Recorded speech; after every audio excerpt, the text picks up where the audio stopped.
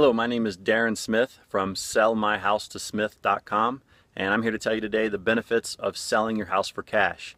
Now, like everything you're going to hear from me, I'm going to be completely honest with you and tell you that selling your house for cash is not for everybody. It's not the best case for those people out there who have a lot of equity in their home. They have a lot of time to sell their house. They're not in any hurry. They can wait 6 months to a year, whatever it takes. And their house is in really good condition. For those types of people, selling your house for cash, you're probably going to get the best bang for your buck by waiting and selling with a realtor.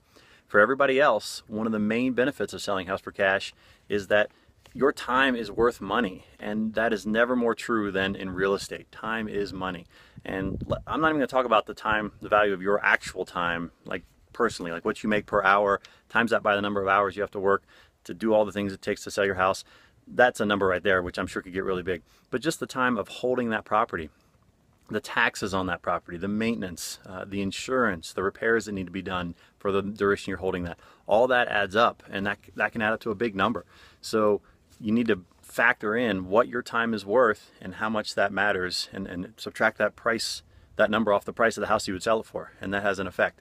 The second thing is, selling a home can be really aggravating. It really can. I mean, I've sold several homes and bought several homes, and some have gone really good and smooth, and others it's been quite a hassle. So I could stand here for hours probably telling you all the different hassles that I've gone through in the aggravations of selling a home, but to make this quick, I'm just going to make a list of it. So really, some of the things that can go wrong and be frustrating about selling a home are fixing up the home. If you need any repairs at all, I mean, hiring the maintenance guys, doing all that can be quite aggravating.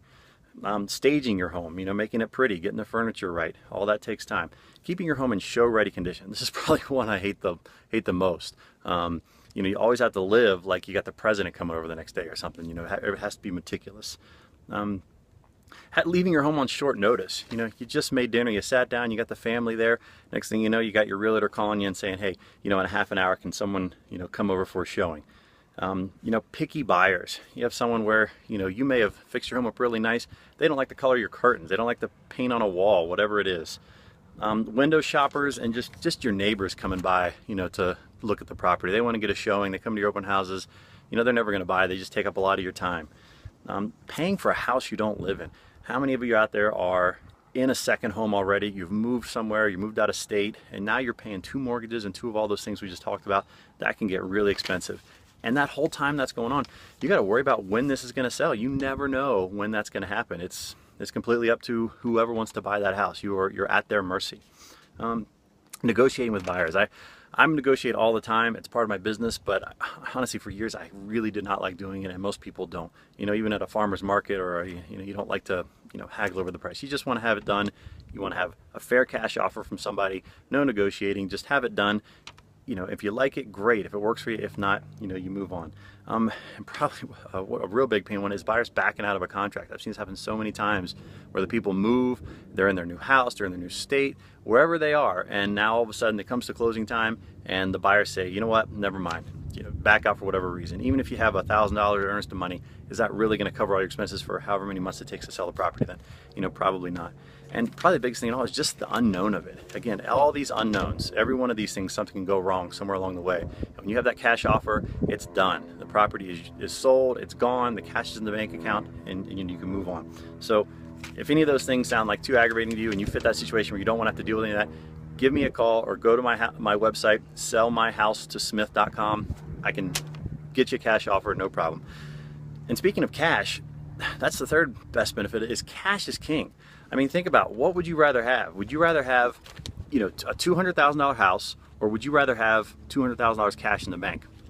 And the reason I ask you that is, what is worth more? And that money in the bank is worth so much more, because if you have that $200,000 property, even if you sell that property for its full value to get the cash out so you can actually do what you want, you're probably only walking away with around $182,000. And if you do the math on that, your real estate commissions are 6%, your closing costs are at least 3%. That's $18,000 right there.